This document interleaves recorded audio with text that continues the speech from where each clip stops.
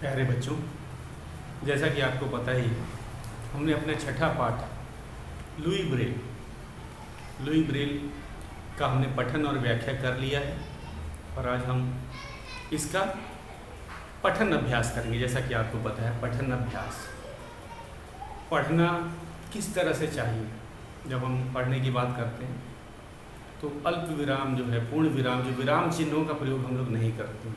खासकर देखा बच्चे लगातार पढ़ते जाते हैं या फिर रुक रुक के पढ़ते हैं। और जो नए शब्द आए हैं उनका उच्चारण, जैसे ब्रेल, ये बहुत से नए शब्द आए हैं इस पाठ में, तो उनको कैसे उसका उच्चारण करना वो उस पर आपको ध्यान देना है। और तीसरा है संवाद, जो आपस में बोलचाल की जो शैली होती है उसे कैसे पढ़ना है, संवाद की शैली भी आपको पता होनी चाहिए।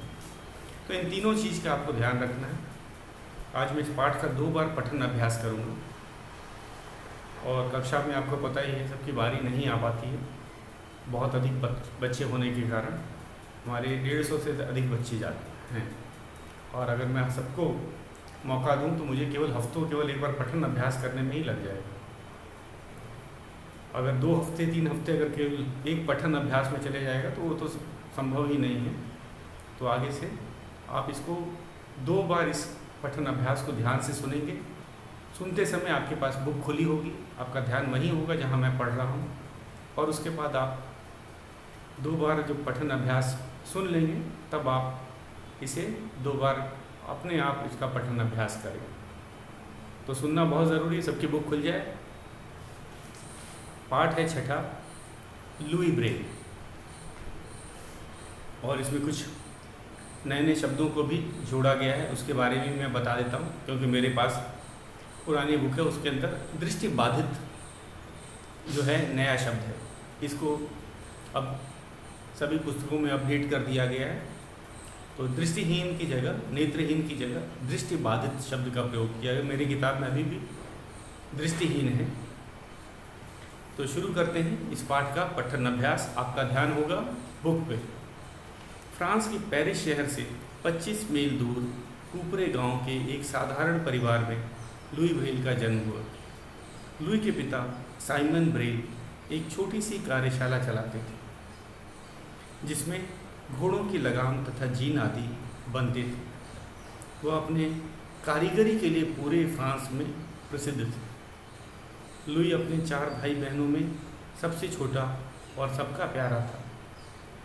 3 वर्ष का अबोध लुई एक दिन इधर उधर मटरगश्ती करता घूम रहा था। घर के सभी लोग काम में व्यस्त थे। लुई घूमता घूमता पिता की कार्यशाला में चला गया। कार्यशाला में चमड़ा काटने और उसमें छेद करने वाले कई औजार रखे थे। नन्हे लुई ने चमड़े में छेद करने वाला एक औजार उठा लिया और उससे चमड़े पर कुछ बनाने लगा। औजार उससे संभल न पाया और उसकी आँख में लग गया। बच्चे की चीख सुनकर उसकी माँ दौड़ी आई। आँख में घाव हो गया था। माँ ने आँख धोकर दवा डालकर पट्टी बांध दी, किंतु लुई की आँख में इन्फेक्शन हो गया और वह दूसरी आँख में भी फैल गया। धीरे धीरे लुई की आँखों की रोशनी चली गई। उसके माता पिता उसे लेकर पेरिस गए। नेत्र विशेषज्ञों से सलाह की, पर काफ़ी देर हो चुकी थी। वे निराश लौट आए। नन्हा लुई इस दुर्घटना के बाद गंभीर हो गया। उसकी चंचलता समाप्त हो गई। लुई के माता पिता उसके भविष्य को लेकर चिंतित हो उठे, किंतु उन्होंने हिम्मत नहीं हारी। वे नहीं चाहते थे कि लुई अपने कामों के लिए दूसरों पर आश्रित रहे। वे सदैव उसे अपना काम स्वयं करने के लिए प्रोत्साहित करते। पिता ने उसे चमड़ा पॉलिश करना सिखाया। लुई माँ के कामों में उसकी मदद करता था। 6-7 वर्ष की आयु में वह छड़ी की सहायता से गांव में घूमने लगा। तभी कूपरे के चर्च में नए पादरी जैक्विन स्पेलुई आए। उनकी नज़र लुई पर पड़ी और उन्होंने उसे अपना लिया। लुई के जीवन में प्रकाश आ गया। वह उसे लेकर किसी बड़े वृक्ष के नीचे बैठ जाते, उसे बाइबल की कहानियाँ सुनाते, विज्ञान और इतिहास की कहानियाँ सुनाते। उन्होंने ही लुई को फूलों और पक्षियों की पहचान कराई, साथ ही संगीत भी सिखाया। लुई ने मन ही मन ठान लिया कि वह जीवन में कुछ करके दिखाएगा। कोपरे में एक ही स्कूल था। पादरी ने स्कूल के अध्यापक से बात करके उसे स्कूल में भर्ती करवाया।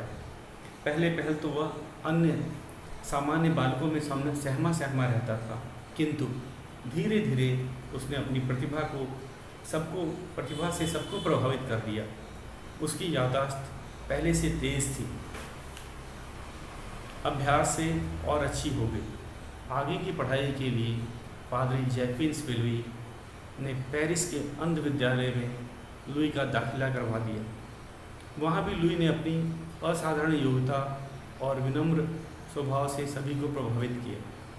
लुई हाथ के काम में बहुत दक्ष था। पहले वर्ष ही लुई को सबसे अच्छी बुनाई और चप्पलें बनाने के लिए पुरस्कार मिला। शाम को लुई वहाँ संगीत सीखता था। उसने अनेक वाद्य यंत्र बजाने सीख लिए, किंतु सबसे अधिक आनंद उसे पियानो बजाने में आता था। लुई अपने नए स्कूल में खुश था, किंतु एक बात लुई को बहुत खटकती थी। दृष्टिहीन छात्रों को पढ़ने में बहुत मुश्किल होती थी। दृष्टिहीन छात्रों के लिए पुस्तकें नहीं थी। दृष्टिहीन के पढ़ पाने का केवल एक ही तरीका था। हर अक्षर को कागज़ पर उभार कर छापा जाता था, जिससे छूकर उसे महसूस किया जा सके, किंतु इस विधि से अक्षर सीखना और पढ़ना बहुत कठिन था। लुई ने इस समस्या को दूर करने का निश्चय कर लिया। तभी 1821 में चार्ल्स बारबियर नामक फ्रांसीसी सज्जन अंध विद्यालय में आए। उन्होंने सैनिकों के लिए रात के अंधेरे में संदेश पढ़ने के लिए एक लिपि तैयार की थी। उन्होंने अपनी लिपि का प्रदर्शन किया। इस लिपि में मोटे कागज़ पर कुछ रेखाओं और बिंदुओं को उभारा जाता था, जिससे सैनिक रात के अंधेरे में स्पर्श से संदेश पढ़ लेते थे। लुई को अपनी मंजिल दिखाई देने लगी। लुई जी जान से एक नई लिपि बनाने में जुट गया। लुई ने मोटे कागज़ पर 6 बिंदुओं का एक नमूना पेंसिल से बनाया, बिल्कुल उसी तरह जैसे लूडो के पासे की सतह पर होता है।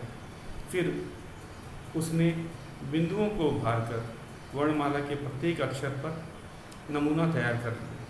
यह तरीका एकदम सरल था। लुई की खुशी का ठिकाना न रहा। उसने दृष्टिहीनों के पढ़ने के लिए एक नई सरल लिपि विकसित कर ली थी। 1829 में लुई ने इस लिपि को प्रकाशित किया। लुई लगातार बिंदुओं वाली अपनी पद्धति पर कार्य करते रहे। 8 वर्ष बाद उन्होंने उसका संशोधित रूप दुनिया के सामने रखा। लुई घंटों पुस्तकालय में बैठकर उभरी हुई बिंदुओं वाली किताबें बनाते।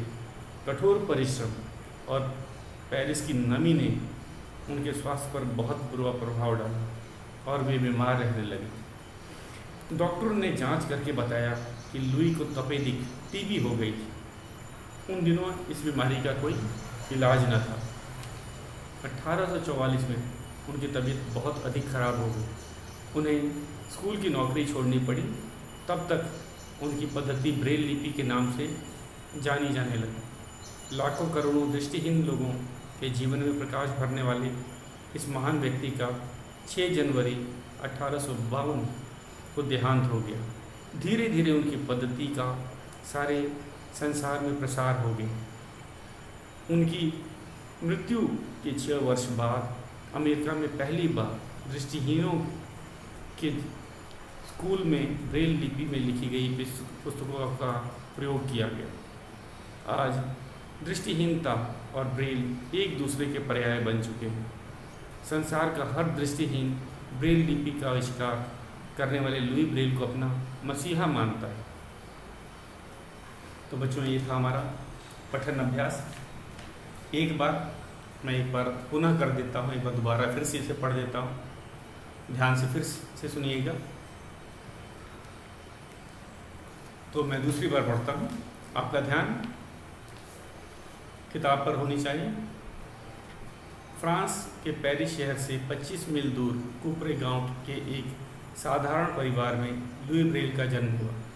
लुई के पिता साइमन ब्रेल एक छोटी सी कार्यशाला चलाते थे जिसमें घोड़ों की लगाम तथा जीन आदि बनते थे। वह अपनी कारीगरी के लिए पूरे फ्रांस में प्रसिद्ध थे। लुई अपने 4 भाई बहनों में सबसे छोटा और सबका प्यारा था। 3 वर्ष का अबोध लुई एक दिन इधर उधर मटर गश्ती करता घूम रहा था। घर के सभी लोग काम में व्यस्त थे। लुई घूमता घूमता पिता की कार्यशाला में चला गया। कार्यशाला में चमड़ा काटने और उनमें छेद करने वाले कई औजार रखे थे। नन्हे लुई ने चमड़े में छेद करने वाला एक औजार उठा लिया और उससे चमड़े पर कुछ बनाने लगा। औजार उससे संभल न पाया और उसकी आंख में लग गया। बच्चे की चीख सुनकर उसकी माँ दौड़ी आई। आंख में घाव हो गया था। माँ ने आंख धोकर दवा डालकर पट्टी बांध दी, किंतु लुई की आंख में इन्फेक्शन हो गया और वह दूसरी आंख में भी फैल गया। लुई धीरे धीरे लुई की आंखों की रोशनी चली गई। उसके माता पिता उसे लेकर पेरिस गए। नेत्र विशेषज्ञों से सलाह की पर काफ़ी देर हो चुकी थी। वे निराश लौट आए। नन्हा लुई इस दुर्घटना के बाद गंभीर हो गया। उसकी चंचलता समाप्त हो गई। लुई के माता पिता उसके भविष्य को लेकर चिंतित हो गए, किंतु उन्होंने हिम्मत नहीं हारी। वे नहीं चाहते थे कि लुई अपने कामों के लिए दूसरों पर आश्रित रहे। वे सदैव उसे अपना काम स्वयं करने के लिए प्रोत्साहित करते। पिता ने उसे चमड़ा पॉलिश करना सिखाया। लुई माँ के काम में उनकी मदद करता था। 6-7 वर्ष की आयु में वह छड़ी की सहायता से गांव में घूमने लगा। तभी कुपरे के चर्च में नए पादरी जैक्विन स्पेलुई आए। उनकी नज़र लुई पर पड़ी और उन्होंने उसे अपना लिया। लुई के जीवन में प्रकाश आ गया। वह उसे लेकर किसी बड़े वृक्ष के नीचे बैठ जाते, उसे बाइबल की कहानियाँ सुनाते, विज्ञान और इतिहास की कहानियाँ सुनाते। उन्होंने ही लुई को फूलों और पक्षियों की पहचान कराई, साथ ही संगीत भी सिखाया। लुई ने मन में ठान लिया था कि वह जीवन में कुछ करके दिखाएगा। कुपरे में एक ही स्कूल था। पादरी ने स्कूल के अध्यापक से बात करके उसे स्कूल में भर्ती करवा दी। पहले पहल तो वह अन्य सामान्य बालकों में सहमा रहता था, किंतु धीरे धीरे उसने अपनी प्रतिभा से सबको प्रभावित कर लिया।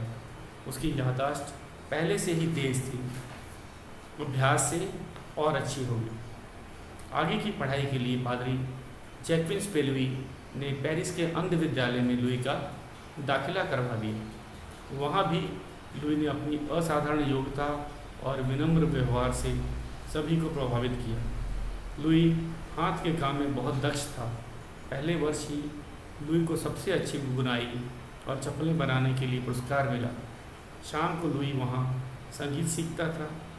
उसने अनेक वाद्य यंत्र बजाने सीख लिए, किंतु सबसे अधिक आनंद उसे पियानो बजाने में ही आता था। लुई अपने नए स्कूल में खुश था, किंतु एक बात लुई को बहुत खटकती थी। दृष्टिहीन छात्रों को पढ़ने में बहुत मुश्किल होती थी। दृष्टिहीन छात्रों के लिए पुस्तकें नहीं थी। दृष्टिहीन के पढ़ पाने का केवल एक ही तरीका था और अक्षर को कागज़ पर उभार कर छापा जाता था, जिससे छूकर उसे महसूस किया जा सके।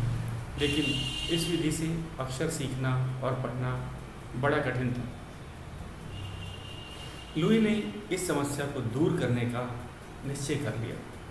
तभी 1821 में चार्ल्स बारबियर नामक फ्रांसीसी सज्जन अंध विद्यालय में आए। उन्होंने सैनिकों के लिए रात के अंधेरे में संदेश पढ़ने के लिए एक लिपि तैयार की थी। उन्होंने अपनी लिपि का प्रदर्शन किया।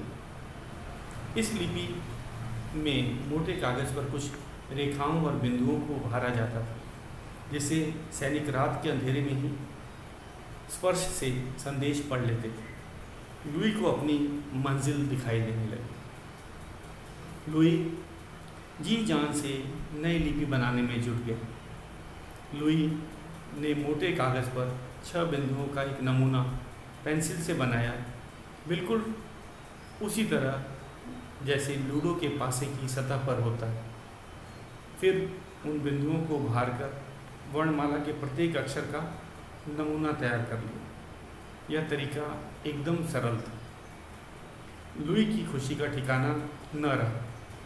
अपनी दृष्टिहीनों के पढ़ने के लिए एक नई सरल लिपि विकसित कर ली थी। 1829 में लुई ने इस लिपि को प्रकाशित किया। लुई लगातार बिंदुओं वाली अपनी पद्धति पर कार्य करते रहे। 8 वर्ष बाद उन्होंने इसका संशोधित रूप दुनिया के सामने रखा। लुई घंटों पुस्तकालय में बैठकर उभरी हुई बिंदुओं वाली किताबें बनाते। कठोर परिश्रम और पेरिस की नमी ने उनके स्वास्थ्य पर बुरा प्रभाव डाला और वे बीमार रहने लगे। डॉक्टरों ने जांच करके बताया कि लुई को तपेदिक टीबी हो गई थी। उन दिनों इस बीमारी का कोई इलाज न था। 1844 में उनकी तबीयत बहुत अधिक खराब हो गई। उन्हें स्कूल की नौकरी छोड़नी पड़ी। तब तक उनकी पद्धति ब्रेल लिपि के नाम से जाने जाने लगी थी। लाखों करोड़ दृष्टिहीन लोगों के जीवन में प्रकाश भरने वाले इस महान व्यक्ति का 6 जनवरी 1852 को देहांत हो गया। धीरे धीरे उनकी पद्धति का सारे संसार में प्रसार हो गया। उनकी पद्धति के 6 वर्ष बाद अमेरिका में पहली बार दृष्टिहीनों के स्कूल में ब्रेल लिपि में लिखी गई पुस्तकों का प्रयोग हुआ। आज दृष्टिहीनता और ब्रेल एक दूसरे के पर्याय बन चुके हैं। संसार का हर दृष्टिहीन ब्रेल लिपि का आविष्कार करने वाले लुई ब्रेल को अपना मसीहा मानता है। तो बच्चों, ये था पठन अभ्यास। अब हम चलते हैं एक बार सारांश, पाठ का सार। ये था हमारा पठन अभ्यास। और जैसा कि आपको पता है, हम लोग सार या सारांश करते हैं। सार का अर्थ होता है छोटे में पाठ का जो निचोड़ होता है या संदेश होता है आप तक पहुंचाना। और इसे ऑनलाइन कक्षा में आप भी करते हैं। और तो इसमें क्या है, तो इसी कहानी को छोटे रूप में, हम लघु रूप में अपने शब्दों में बताएंगे। इसमें बुक का प्रयोग हमें बिल्कुल नहीं करना है। तो ये कहानी है एक लुई ब्रेल की, उनकी जीवनी के बारे में बता रखा है। जन्म से लेकर उनकी मृत्यु तक उनकी जो उपलब्धियां थी उनके बारे में हमें इस पाठ में बताया गया है। तो सबसे पहले लुई ब्रेल की जन्म कहाँ से हुआ, जन्म स्थान है उनका गांव कुप्रे, और ये फ्रांस के पेरिस शहर के पास। फ्रांस देश का नाम है, आपको पता है। पेरिस बड़ा शहर है और वहाँ से लगभग 25 मील की दूरी पर ये गांव है कुप्रे। यहीं पे लुई ब्रेल का हम कहेंगे जन्म हुआ। उनके पिता का नाम था साइमन ब्रेल और वे एक कार्यशाला चलाते थे जिसके अंदर हम कहेंगे घोड़े की लगाम बनाई जाती थी और जीन और लगाम के बारे में आपको कुछ बता दें। ये जो घोड़सवार जो होता है, घोड़े की पीठ पर सुविधापूर्वक तभी बैठ सकता है जब जीन उसके पास हो। इससे सवार भी फिसल कर नहीं गिरता और घोड़े को भी नुकसान नहीं पहुंचता, क्योंकि जो सवार का वज़न होता है लगभग बराबर चारों तरफ फैल जाता है। लगाम वह चमड़े की रस्सियाँ होती हैं जो घोड़े को हम कहेंगे घोड़े को काबू करने के लिए बनी होती हैं, जो उसके मुंह से निकलती हैं और सवार के हाथ में रहती। तो ये दो जो चीज़ें कार्यशाला में ही चमड़े की लगाम और जीन बनाई जाती थी। और उनके पिताजी पूरे फ्रांस में अपनी कारीगरी के लिए प्रसिद्ध थे। वे बहुत अच्छे कारीगर थे। वे चमड़े से अच्छे जीन और लगाम बनाया करते थे, इसलिए पूरे देश भर में उनका नाम था। एक बचपन में एक दुर्घटना घटती है। नन्हा जो लुई था, जब वह 3 साल का था तो वह खेलते खेलते अपने पिता की कार्यशाला में आ गया, जो कि शायद घर का ही एक हिस्सा था। और उस समय वह अकेला था, घर के सभी लोग अपने काम में व्यस्त थे और उसने एक औजार उठा लिया। उस औजार से चमड़े में छेद करने का काम किया जाता था और वह भी जैसे कि नन्हा बच्चे करते ही हैं, उसने भी अपने शायद पिता को चमड़े पर उस औजार से कुछ बनाते हुए देखा हो, तो उसने भी बनाने की कोशिश की अकेले में। वह औजार उसे संभला नहीं और उसकी आँख में लग गया और वह चीख पड़ा। उसकी माँ दौड़ी आई, देखा आँख से खून बह रहा था, आँख में घाव हो गया था। उसकी मरहम पट्टी कर दी गई। फिर क्या हुआ, कुछ दिन के बाद उनके आँख में इन्फेक्शन हो गया और इन्फेक्शन बढ़ते बढ़ते वो दूसरे आँख तक पहुँच गई। कुछ दिन के बाद उनकी आँख की रोशनी चली गई। रोशनी चली गई मतलब अब वे देख नहीं सकते थे, वे दृष्टिहीन या दृष्टिबाधित हो गए थे। उनके माता पिता पेरिस तक गए। पेरिस बड़ा शहर था, नेत्र विशेषज्ञों को दिखाया, लेकिन उन्होंने भी कहा अब तो बहुत देर हो चुकी है, अब लुई कभी देख नहीं पाएगा। इस घटना के बाद वही चंचल लुई अब गंभीर हो गया। उसकी चंचलता समाप्त हो गई थी। कारण शायद ये नेत्रहीनता भी कारण हो सकती है। अब उसको दिखाई देना बंद हो गया था। उसकी हम कहेंगे जो दुनिया थी अंधेरे में डूब गई होगी। फिर क्या हुआ, माता पिता काफ़ी चिंतित हुए। उन्हें समझ नहीं आ रहा था कि अब लुई जीवन भर कैसे अपना काम कर पाएगा। अब तो दूसरों पे आश्रित होकर रहेगा। तो वे नहीं चाहते थे कि वे खासकर अपनी छोटी छोटी ज़रूरतों के लिए वे लोगों पर आश्रित रहे। पिता ने उससे चमड़ा रंगने का काम सिखा दिया और वह माँ की भी मदद करता था। शायद घरेलू जो काम होते थे अपनी माँ की वे मदद किया करता था। उसके बाद 6-7 वर्ष की आयु में वह छड़ी लेकर चलने लगा और वह छड़ी से ही पूरे गांव का चक्कर लगा आता था, घूम आता था। और तभी इस छोटे गांव के जो हम कहेंगे जो चर्च में एक नए पादरी आए जिनका नाम था जैक्विन्स लुई। तो इनकी नज़र जब लुई पर पड़ी तो काफ़ी प्रभावित हुए और उन्होंने इसे अपना लिया। अब वे उसे कभी किसी पेड़ के नीचे लेके बैठ जाते थे, उसे बाइबल की जो धार्मिक कहानियाँ थी वे सुनाया करते थे। विज्ञान और इतिहास के जो विषय थे, क्योंकि बेचारा स्कूल नहीं जाता था, तो उन्होंने विज्ञान और इतिहास के भी किस्से सुनाए उसे। फूलों और पक्षियों से भी जो हम पहचान करवाई और संगीत भी सिखाया। एक तरह से हम कहेंगे जैक्विन्स लुई थे, उनके एक शिक्षक बन गए थे। बाद में उन्होंने गांव में एक ही स्कूल था और उन्होंने अध्यापक से बात करके उसमें उसका दाखिला करवा दिया। लुई तो शुरू में सहमा रहता था क्योंकि उसमें बाकी तो सामान्य बच्चे थे, दृष्टिबाधित तो केवल लुई ब्रेल ही थे। लेकिन वे अपनी हम कहेंगे उनकी याददाश्त बड़ी तेज़ थी और उनका जो व्यवहार था वो बहुत ही अच्छा था, जिसके कारण सभी बच्चे उनसे प्रभावित रहने लगे। धीरे धीरे फिर जो नए पादरी थे उन्होंने कहा कि उन्होंने उनका दाखिला पेरिस के अंध विद्यालय में कराया, क्योंकि अंध विद्यालय ही एक ऐसी जगह थी जहाँ पे शायद लुई का ज़्यादा अच्छा विकास हो पाता। वहाँ पे लुई की तरह बहुत से दृष्टिबाधित बच्चे थे और वहाँ पे भी लुई ने अपना हम कहेंगे उसकी जो असाधारण योग्यता थी, जैसे उन्होंने पहले ही साल बुनाई और चप्पल बनाने में उनको पुरस्कार मिला। उनका जो विनम्र स्वभाव था वो सभी को भा गया था। इसके अलावा वो संगीत में भी उनकी रुचि थी। सभी प्रकार के वाद्य यंत्र जो थे वे बजा लेते थे। खासकर उनका जो सबसे प्रिय वाद्य यंत्र था वो पियानो था। और लुई अपने नए स्कूल में बहुत ही अधिक खुश थे, क्योंकि उन्हें वे सब करने का मौका मिलता था जो वो करना चाहते थे। लेकिन लुई को एक बात खटकती थी। किस बात की? कि पुस्तकें जो है दृष्टिबाधित जो छात्र हैं उनको लिए पुस्तकों की काफ़ी कमी थी। जितनी भी संसार की अच्छी किताबें लिखी गई हैं वह विभिन्न भाषाओं में लिखी गई हैं, जिसे कि हम कहेंगे दृष्टिहीन जो हैं वो पढ़ नहीं पाते हैं। और उस समय दृष्टिहीन लोगों के लिए पढ़ने के लिए क्या था? साधारण लिपि ही हुआ करती थी, उसको उभार करके लिखा जाता था।